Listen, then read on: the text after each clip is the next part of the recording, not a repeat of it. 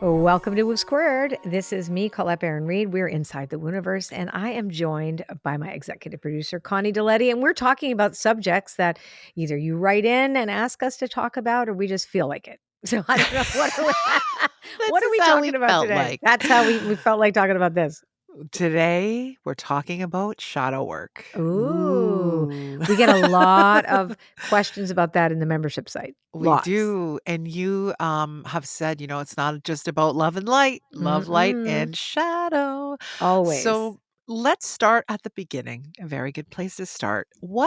How would you define shadow work, Colette? So I can tell you my first experience with shadow work because it's really good just to talk about experience. So I was first introduced to shadow work, the experience of shadow work, when I first got clean and sober 37 years ago. And they give you something to do called an inventory, a personal inventory. So where you take stock basically of yourself and you take a look at where have you been dishonest, where have you had fear, where have you been hurt or where your resentments are? And so really you're looking at the darker qualities of your character and personality and life experiences and Mm, what mhm, your behavior has become as a result of those things.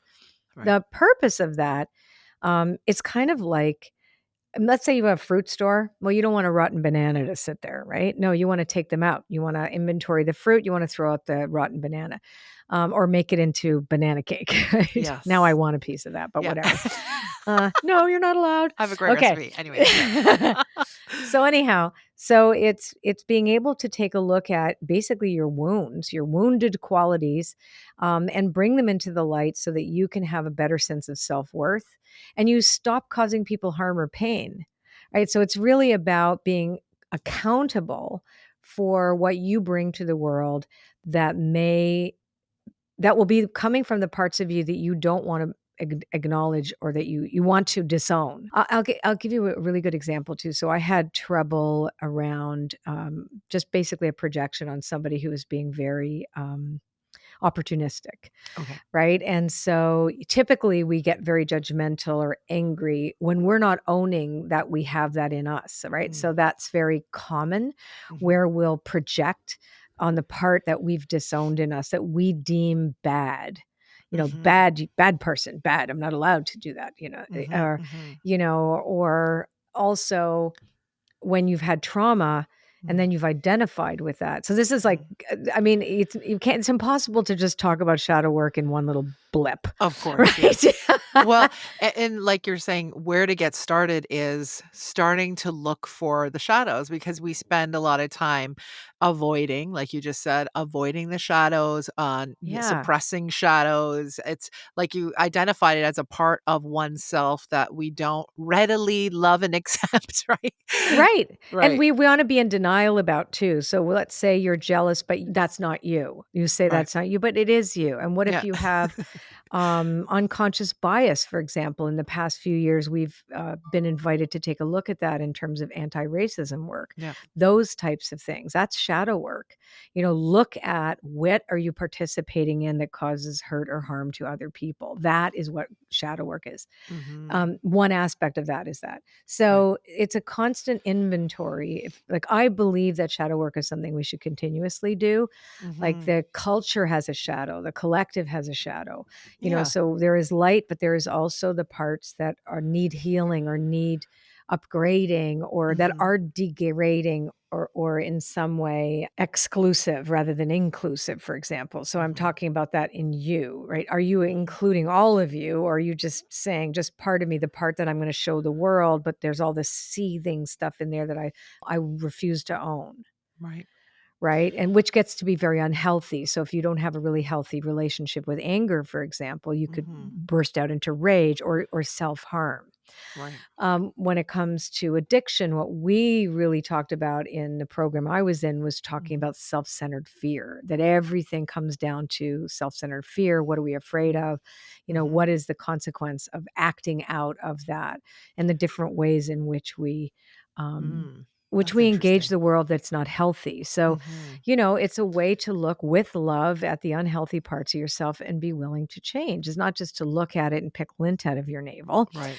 and constantly talk about, because it just keeps anchoring it if you keep talking about the same thing over and over Mhm. again and doing nothing about it. Mhm. So it's really these incremental changes that can happen, as you address those things in yourself that, you know, like maladaptive, like, so you adapt to certain circumstances. Let's say for a Mhm. people pleaser, you Mhm. might have learned that you can't get your needs met unless you are somehow figuring a way how to meet somebody else's needs or Mhm. manipulate a situation to stay safe. And then when you're an adult, Mhm. then those types of behaviors can be really problematic. So there's Yep.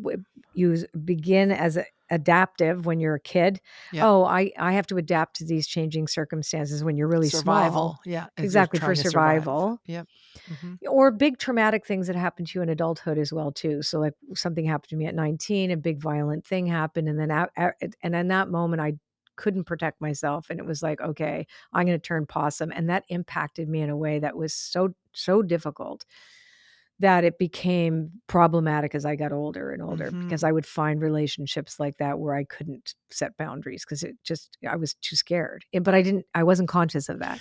Okay. Right? So that was the other thing. It's becoming Yes. conscious. Exactly. It's becoming conscious of how certain behaviors that once upon a time were created based out of survival Right?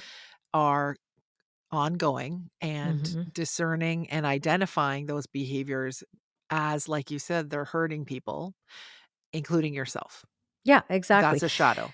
Yeah, yeah, they're hurting people and yourself, or you're not contributing, or they're preventing you from contributing all that you can be, Mhm. is the other thing, because you're really here as an emissary of the divine. I believe that. And so if these shadow aspects of your character, personality, these maladaptive, um behaviors, which can change, you can change them. These are not rigid constants. Like, they, even though you might have been doing it for a long, long time, you can change anything. I'm a perfect example of that. And you learn from that and you don't turn away from it. There's no spiritual bypassing in shadow work.